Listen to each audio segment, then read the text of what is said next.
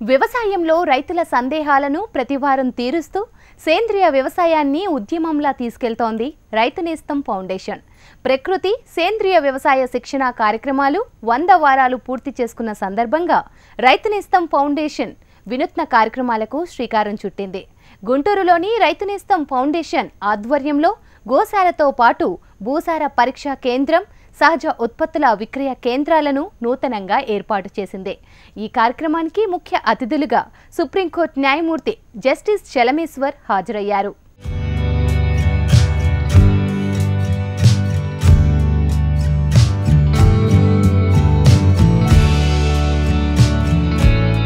ప్రకృతి వ్యవసాయంలో రైతులకు అన్ని విధాల విజ్ఞానాన్ని అందిస్తోన్న సంస్థ రైతు నేస్తం ఫౌండేషన్.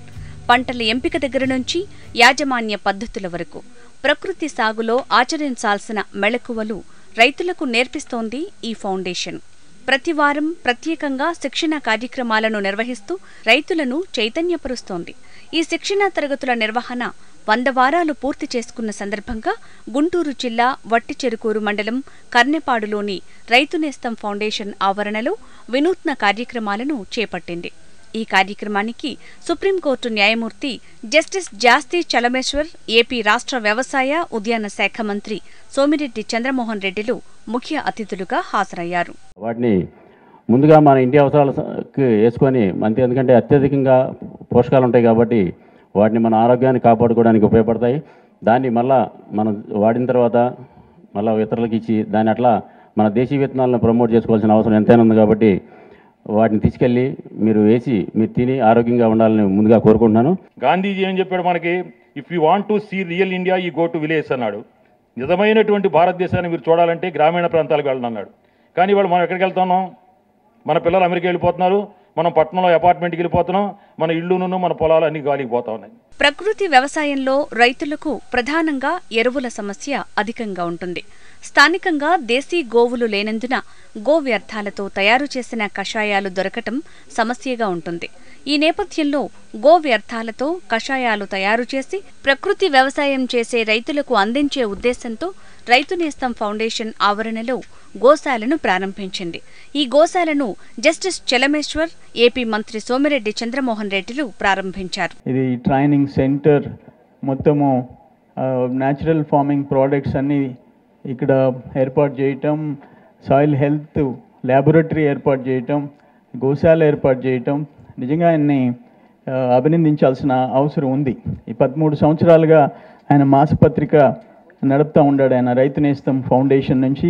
అదేవిధంగా దాదాపు 7,000 మంది రైతులకు ఆర్గానిక్ ఫార్మింగ్ శిక్షణ ఇచ్చాడు.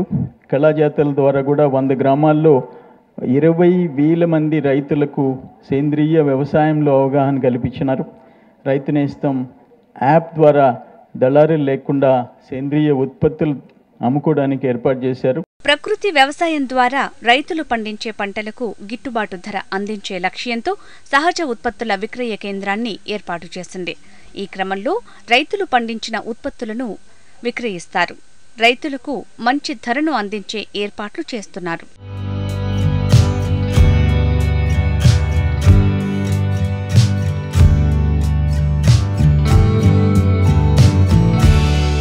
ఏ నేలలు ఏ పంటలకు అనుకూలమో రైతులకు తెలియదు. దీంతో పంటలు పండించేటప్పుడు రైతులు సమస్యలను ఎదుర్కొంటున్నారు. అందుకే రైతుల మట్టిని పరిశీలించి ఏ పంట వేయాలో సూచించే భూసార పరీక్షా కేంద్రాన్ని నూతనంగా ఏర్పాటు చేసింది.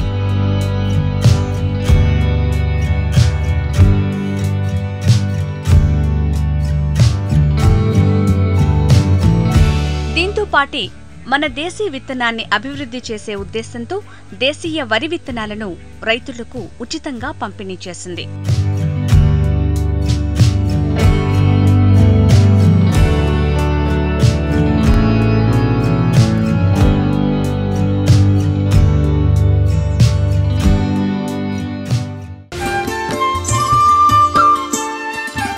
దేశవ్యాప్తంగా మార్కెట్ ఒడిదుడుకులతో రైతులు నష్టపోతున్నారని ఆవేదన వ్యక్తం చేశారు సుప్రీంకోర్టు న్యాయమూర్తి జస్టిస్ జస్టిస్ చలమేశ్వర్.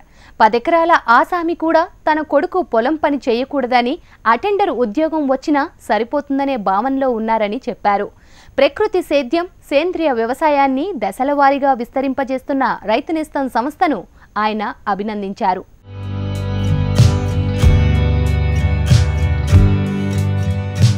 ఈ రైతు వేడుకలో పెద్ద ఎత్తున రైతులు పాల్గొన్నారు.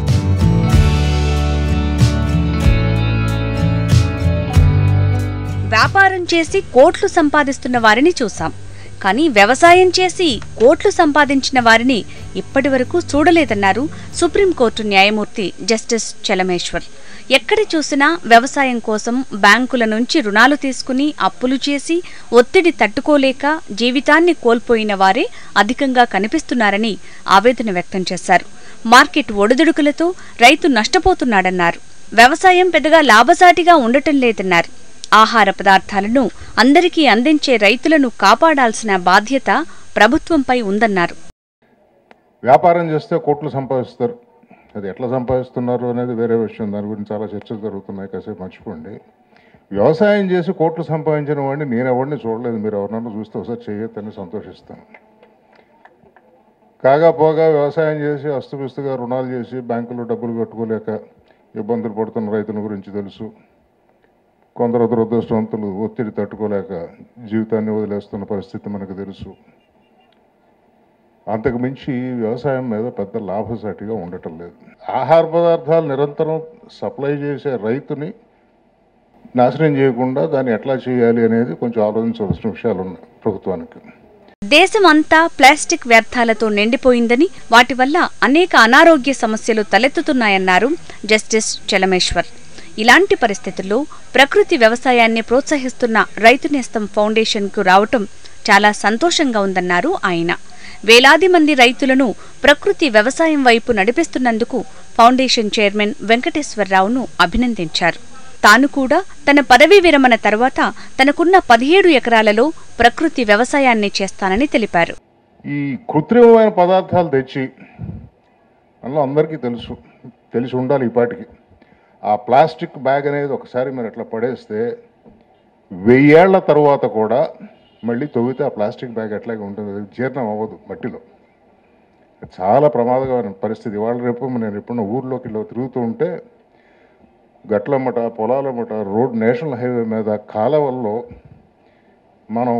మనమే ఎవడో పర్వాలేదు చేసింది కాదు, మనం వాడి నిర్లక్ష్యంగా పారేసిన ప్లాస్టిక్ సంచులు, ప్లాస్టిక్ సీసాలు, ప్లాస్టిక్ పదార్థాలు దేశం అంతా అసహ్యంగా అనారోగ్యకరంగా పడున్నాయి. సేంద్రియ వ్యవసాయాన్ని గురించి మాట్లాడమంటే ఈయన ప్లాస్టిక్ గురించి ఎందుకు మాట్లాడుతున్నాడని అనుకోదు. ఇవన్నీ కలిసిన విషయాలు. అది ఎంత అసహ్యమో ఎంత ప్రమాదకరమో. ఈ కృత్రిమ రసాయనాలతో వ్యవసాయం చేయడం కూడా అంతే ఇబ్బందికరమైన విషయం. ప్రకృతి సేద్యంలో ఏపీ ముందంజలో ఉందని రాష్ట్ర వ్యవసాయ శాఖ మంత్రి సోమిరెడ్డి చంద్రమోహన్ రెడ్డి తెలిపారు. వ్యవసాయ రంగంలో సాంకేతికత, ఆధునీకరణలకు పెద్దపీట వేస్తున్నామని చెప్పారు. బిందు సేద్యంలో రాష్ట్రం మొదటి స్థానంలో ఉందని, తుంపర్ల సేద్యంలో 2వ స్థానంలో ఉందని ఆయన చెప్పారు. మార్కెట్లో ప్రకృతి వ్యవసాయోత్పత్తులకు మంచి గిరాకీ ఉందని, రానున్న కాలంలో రైతు బజార్లలో సేంద్రియ ఉత్పత్తుల విక్రయాలు చేపట్టనున్నట్లు ఆయన తెలిపారు. ప్రకృతి వ్యవసాయాన్ని ప్రోత్సహించడానికి కార్పొరేషన్ సంస్థలు ముందుకు వస్తున్నాయని ఆయన అన్నారు. పలేకర్ గారిని తీసుకుని వచ్చి సేంద్రియ న్యాచురల్ ఫార్మింగ్ ప్రకృతి వ్యవసాయం గురించి 9 రోజులు దాదాపు 5-6 వేల మంది రైతులతో 9 రోజులు ట్రైనింగ్ ఇచ్చాం. ఈరోజు మనము ఇంచుమించు 1,65,000 ఎకరాల్లో 1,63,000 మంది రైతులు 399 క్లస్టర్స్ మనం ఏర్పాటు చేస్తున్నాం. డాక్టర్ దగ్గరికి వెళ్లకుండా ఉండాలంటే ప్రకృతి విధానంలో పండిన ఆహారాన్ని తీసుకోవాల్సిన అవసరం ఉందన్నారు దగ్గుబాటి వెంకటేశ్వరరావు. ఆరోగ్యంగా ఉండాలని ప్రతి ఒక్కరూ ఆశిస్తున్నారన్నారు. రైతును ప్రకృతి సేద్యం వైపు మళ్లిస్తున్న రైతు నేస్తం ఫౌండేషన్ కృషికి ఆయన అభినందనలు తెలిపారు. ఆర్గానిక్ ఫార్మింగ్ అనేటటువంటిది ఇందాక ప్రసాద్ గారు చెప్పినట్లుగా డాక్టర్ దగ్గరికి వెళ్లకుండా ఉండాలి అని అంటే ఇవాళ క్యాన్సరు, మనకి అనేక రకాలైనటువంటి వ్యాధులు వస్తున్నటువంటి తీరు అన్నిటికీ కారణం తప్పకుండా మనం ఇవాళ ఉపయోగించేటటువంటి పెస్టిసైడ్స్, లేకపోతే రసాయనిక ఎరువులు, లేకపోతే ఇటువంటివన్నీ అనేటటువంటి దానిలో ఎటువంటి సందేహము లేదు.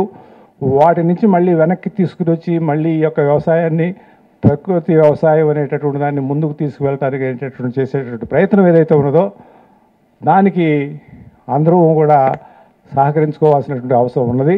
రసాయనాలు రాజ్యమేలుతున్న ప్రస్తుత పరిస్థితుల్లో రైతులను ప్రకృతి వ్యవసాయం వైపు నడిపిస్తోంది రైతు నేస్తం ఫౌండేషన్.